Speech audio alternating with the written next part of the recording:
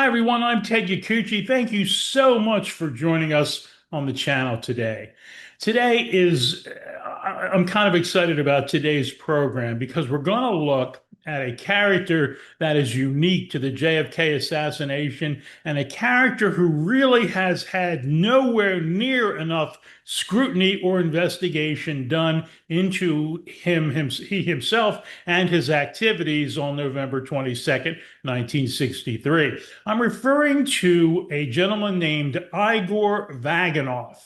And we're going to delve into all of the details of how Vaganov came to be in Dallas, what he did in Dallas, whether he was a participant in the shooting of Officer Tippit at 10th and Patton Street, whether it was his white jacket that was actually left behind and found and then introduced by the Warren Commission as a gray jacket, and how come he got out of Dallas so quickly after the assassination day was completed. We're going to look at all that. If you don't know about Igor Vaganov, don't feel bad. Many people involved in the JFK assassination really don't know much about him. And why? That's really because the investigations that should have been conducted into his activities were never completed by the FBI and every intelligence agency in the United States that should have been working on solving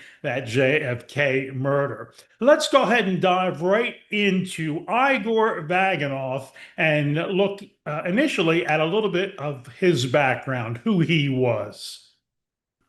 Igor Vaganov was born in Latvia in 1939, and he moved to Germany at age 2 with his mother. His mother worked for the British government until 1939, which pretty much means she was involved with British intelligence. They immigrated to America, and Vaganov joined the United States Navy in 1959 at age 19, and he served for 4.5 years. While involved with the military, he married a captain's daughter in 1961, and they had a daughter of their own. Now, this next point is important. Vaganov, while on leave from the Navy in 1960, traveled to Dallas, a city he had never been in before, and he opened up a savings account with $5 at the Republic Savings Bank in Dallas. Why would he do that? Well, in my opinion, it's because he was setting up an alibi in that city. Was it because he needed an alibi for 3 years hence during the JFK assassination? Of course not. But I think that he was working with intelligence already at that point in 1960, and I'll bet it wasn't only Dallas that he traveled to. I'll bet he opened up savings accounts, at least in New Orleans and a few other cities. That way, in the future, if he ever needed an alibi, he could always say, well, no, I was on my way to the bank when whatever happened, and that's why I couldn't have been wherever you're saying I may have been. An alibi for that city. I could be wrong, but I truly believe that he was setting up alibis in certain cities for subsequent intelligence work that he may be doing in those cities. And then finally, Vaganov left the Navy on July 13th, 1963, about 4 months before the JFK assassination. Okay, so after Vaganov leaves the Navy with his wife and young child, he moves to the Philadelphia area and he gets employed at General Electric as a credit manager. But it didn't take very long. Within the first few months of being in Philadelphia, he really starts divorce proceedings against his wife. And in 1963, in September of 63, he also begins a series of requests for a transfer to Dallas. He also begins hanging around a drugstore owned by Doc Ornstein and mixing with CB radio operators who often congregate there. Ornstein and his fellow CB operator Robert Bryant will state that Vaganov has a way too powerful CB radio in his brand new Ford Thunderbird convertible. And this excess power allows Vaganov to broadcast to a very wide area. Vaganov divorces his wife by the fall of 1963, and he begins hitting on an 18-year-old fountain girl named Ann Dullen at Ornstein's drugstore. Another CB operator, Frank Willis, reports that Vaganov was an excellent marksman, placing four rapid-fire shots at 100 yards in a pattern that you could cover with a $50. So Vaganov has some really strange activities as soon as he gets out of the Navy.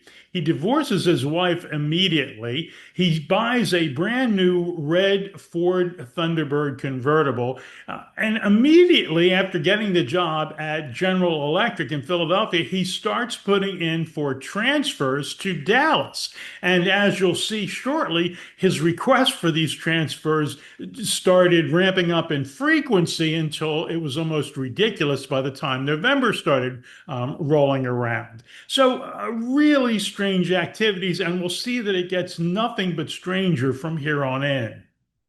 So on Tuesday, November 5th, Vaganov makes his last request for a transfer to Dallas. That's just a couple of weeks before the JFK assassination. And his request is officially denied at that point.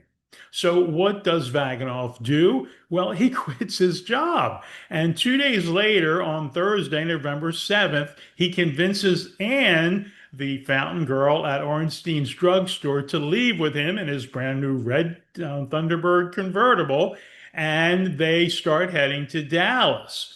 Well, the first stop that they get to is in South Carolina, and it's there that Vaganov convinces Anne to marry him. So they get married. From there, they then go to Hapesville, Georgia, and spend the night on Saturday, November 9th. And then they go to the Holiday Inn in Meridian, Mississippi. And it's here that Vaganov uses an alias. He uses the name Roger Vaganiv. So it's close to his real name, the same way that a lot of Oswald's aliases are close to his real name, right? But he uses an alias while he is in Mississippi. From there, they go to another Holiday Inn in Ruston, Louisiana, and then the final leg of their journey, they actually travel to a city in Oklahoma where he only spends 15 minutes. So they drive to Oklahoma, but they only spend 15 minutes, and he will tell his wife Anne that he met with a man named Vance at that point. So it's getting pretty crazy here. From there, on the same day, they travel to Dallas, Texas, and they spend the night at in Eastern Hills. That's on Monday, November 11th. The next day, on the 12th, the couple rent an apartment where? In Oak Cliff, just a few seconds away from Jack Ruby, from Lee Oswald, from 10th and Patton, where Tippit will be murdered. So they get an apartment at the Sunset Apartments, Oak Cliff, that's number 203, and the address is 815 Sunset Boulevard in Dallas. So on November 12th, just 10 days before JFK's murder, Vaganov and his wife Anne are now living in the Oak Cliff section of Dallas. Anne's parents, as you can imagine, are very concerned for their daughter at this point, and they contact Larry Hawk, a juvenile officer in Conroe, Texas, where they have another daughter living. And they tell him about their concerns for their daughter leaving with this man and getting married all of a sudden and now living in the Oak Cliff section. The next day, and this I think is really important, on November 13th, Vaganov visits the Alamo Dry Cleaners at 116 South Tyler in Oak Cliff. Now, when Vaganov returns to pick up his dry cleaning on Saturday, November 16th, Mrs. B. Collins will report that Vaganov told her that he was a Russian national, and he made a scene so intense that Collins called the FBI, who then checked and investigated, but they deemed that no further action was necessary. So it's really strange. Remember all the fake Oswalds that were making themselves known around Dallas in the weeks before the assassination at the rifle range and at restaurants and buying ammunition? And they would make such a scene at the car dealership, the Lincoln Mercury dealership. They would make a scene to make sure that they were remembered. And it certainly seems that Vaganov was doing the same thing at the dry cleaners when he picked up his dry cleaning. Well, starting on Monday, November 18th, just a few days before the assassination, Vaganov begins leaving the apartment at 7 a.m. and returning at 5 p.m., as if he is going to work each day. Vaganov would later tell the FBI he was offered employment at the Texas Consumer Finance Company at 1310 Commerce Street, although he actually works there for only 1.5 days. It's interesting because that company occupies the first floor of the building, while Jack Ruby's Carousel Club occupies the second floor. And it is the same company that Lee Oswald once worked for a 2 week period. Now, it gets really crazy, even crazier, I should say, after this, because all of a sudden Vaganov starts arguing with his wife Anne, and he starts trying to give off a persona of someone he really is not. So he's trying to leave an impression that he is someone that he's not, and it just gets totally wacky. So, because Vaganov starts arguing so vehemently with his wife Anne, she calls her sister in Conroy, Texas. The sister and her husband come to the apartment, and the sister is appalled at Vaganov's rants against Jews and blacks. Vaganov goes so far to show his sister a copy of Mein Kampf and relates to her that he is a member of the master race. So, on Tuesday, November 19th, a short, heavy-set man comes to the apartment to see Vaganov, who was not at home, but he does speak to Anne. Vaganov will later tell Anne that the man is named Mike, and he works for the CIA. Vaganov continues to pick fights with Anne, and on Thursday, November 21st, Anne calls her sister and says that Vaganov is going to do something terrible, but she will not tell her sister what. Now remember, Vaganov was in the United States Navy for 4.5 years. He married a chaplain's daughter. He has never been a racist or someone that believes in the Aryan master race or anything like that. He also speaks 4 languages fluently. He is a very intelligent guy, and he's almost surely an intelligence agent that is trying to lay down a trail at this point. All right, let's move now to the time of Tippit's murder. Really important. First of all, for the first time in days, Vaganov does not go to work at 7 a.m. He leaves the apartment complex at 12:45 p.m., just about 15 minutes after Kennedy is shot, telling Anne that he is going where? To First National Bank in Dallas. Remember, we said that was the bank that he opened up a $5 savings account in 3 years earlier when on leave from the Navy. He spoke to his landlord, Claude Sharp, on the steps of the apartment. He's also seen by Sharp's wife. They both report he's wearing khaki pants and a light jacket, and he leaves in his red Thunderbird convertible. There was no activity in Vaganov's First National account that day, nor is he seen by anyone at the bank. A Dallas Police Department confidential informant memo from Detective H.M. Hart of the Criminal Intelligence Division to Captain Pat Gunaway, head of Special Services Bureau, reports that a red Thunderbird convertible was parked outside Jack Ruby's apartment at the exact time of the Tippit killing. Mrs. Aquila Clemens sees 2 men conducting the Tippit murder. She describes the first as kind of short and heavy set, who waved on another man who was tall and thin, wearing khaki pants and a white shirt. Mrs. Clemens is visited by by a man that she believes is a Dallas police officer who advises her to keep quiet or she may get hurt. She's also not called by the Warren Commission. Multiple other witnesses, including Domingo Benavides and Warren Reynolds, cannot identify Lee Oswald as a shooter in the Tippit killing. Okay, so was Vaganov a killer of Officer Tippit? We don't know really because an investigation that was thorough and complete and competent was really never done. Anything that was ever done in the Tippit killing, just like the JFK killing, was cover up. What we do know is that the jacket found and presented by the Warren Commission was gray. We know that just about every single one of the witnesses in the Tippit killing said the jacket was lighter, that it was white, similar to the jacket that Vaganov had on. And the jacket becomes important because maybe that was the reason that Vaganov was there, just to leave some kind of evidence. Again, let's go ahead, let's move on, and then we'll see if we can figure out a little bit more. Now, the jacket found behind the Texaco will contain a laundry tag, which was B9738, as radioed in by Dallas Police Sergeant H. Stringer when it was found.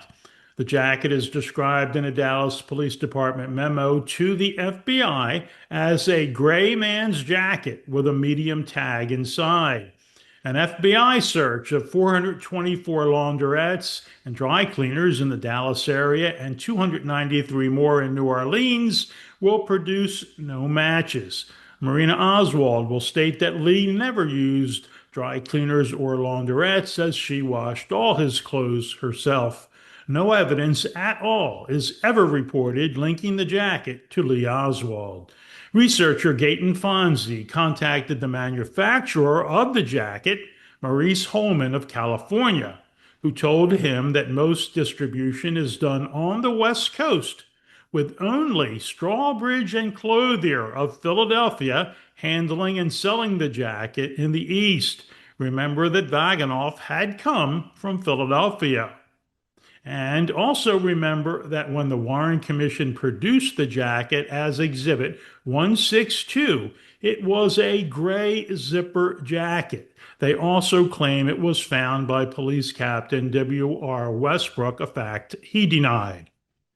Buell Wesley Frazier, who had driven Oswald to work the morning of the assassination, failed to recognize the jacket that the Warren Commission produced. Even witnesses at the Tippit murder scene had differing versions of the attire. Helen Markham called the killer's jacket a kind of grayish tan and said that Exhibit 162 was too light. William Scroggins stated that the assailant jacket was a little darker. Domingo Benavides described the killer's jacket as a light beige zipper type jacket. Virginia Davis, a light brown tan jacket. Ted Galloway, a light tan gray windbreaker jacket, and said the jacket had more gray in it than Commission Exhibit 162. Remember, Vaganov recently arrived in Dallas from Philly and was seen leaving his home by two witnesses just a half hour before the finding of the jacket at approximately 1:25 p.m. He was in khaki pants and that light colored jacket. When the FBI visited Vaganov at his apartment at around 3 or just a little later, he was not wearing a jacket. Okay, I told you it gets crazy. All right, so after the shooting of Tippit and all the activity has gone on, well, all of a sudden, Vaganov's wife's Ann's parents call the juvenile officer that they had talked to before. They are aware of the the threat that Vaganov had made, that was reported by his wife Anne to her sister, that he was going to do something terrible, although he didn't mention what she didn't mention what it was. Anyway, they called that juvenile officer. He calls the FBI, and by about 3:30 p.m., the FBI is visiting Vaganov at his apartment complex. They see the rifle that he has. They see the 38 caliber revolver that he has. They take the serial numbers, but that's it. They don't do any more investigation. It kind of cuts off at that point. It's absolutely amazing. So let's move on now. Now, the night of the assassination, Anne, who is really mixed up by this time, decides that she's going to look through some of Vaganov's pockets, and she goes into a coat and she finds the following items: a King of Spades playing card torn in half with staple holes at the top, long distance telephone receipts from the Holiday Inn in Hapeville, Georgia, and a 3 by 3 piece of paper with a penciled notation as followed. Again, this all suggests that Vaganov was part of some kind of intelligence operation. So by Sunday, November 24th, Vaganov was back in Philadelphia. He dropped in on his friend Ornstein at the drugstore and CB radio friend Doc Willis, and he had a copy of the Dallas paper from 2 days previous to prove he was in Dallas. And then he asked them to dispose of the paper. So it seems like certainly he was laying down a trail on purpose. Vaganov then decided to buy a brand new Chevrolet Stingray and leaves his T-Bird at a friend's house. It also is thought that Vaganov disposed of his rifle on Sunday night, the 24th. Remember that FBI Special Agents C. Ray Hall and Joe Abernathy had gone straight to Vaganov's apartment and interviewed him and took the serial numbers of both his rifle and revolver. So that Sunday night on November 24th, Vaganov called the Dallas FBI offices and advised Special Agent Edward Kuykendall that he had been interviewed by those FBI agents on the day of the assassination and that he'd be back in Dallas shortly. He also stated that he was worried about his wife, who wasn't returning his calls and who he thinks had taken his 38 caliber revolver. So it seems like Vaganov is trying to convince the FBI that this is some kind of a domestic or marital dispute to mix things up. Anyway, Vaganov drove his Stingray to Conroe, Texas, where his sister-in-law lived, and he knew Anne was. He arrived on the 27th. He convinced Anne to return to Philly with him. They returned to Philly, where Anne only spent 2 days with him before leaving him for good and returning to her parents' house. So I think if you're any kind of a rational person, you have to look at Igor Vaganov and say, this is a guy that had to get to Dallas by a certain period of time right before the assassination of President Kennedy. He certainly was in Oak Cliff. He certainly left at the exact time that he would have had to be involved in the killing of J.D. Tippit. His actions before and after were not only just crazy, they seemed to be bizarre, as if he was laying down trails or false trails that you would expect an intelligence agent to maybe accomplish. So, why wasn't more investigation done on this guy? And the answer is that the Warren Commission, you know the answer. The Warren Commission only wanted the lone gunman theory, the Lee Oswald as the only shooter scenario presented to the American people. And it's a tragedy because this is one example where certainly more of the truth would have been revealed, whether Vaganov was involved in the actual killing of Officer Tippit or whether he was just there to leave false evidence or just there as a second, third, fourth, fifth fake Oswald to mix things up. Whatever he was there for,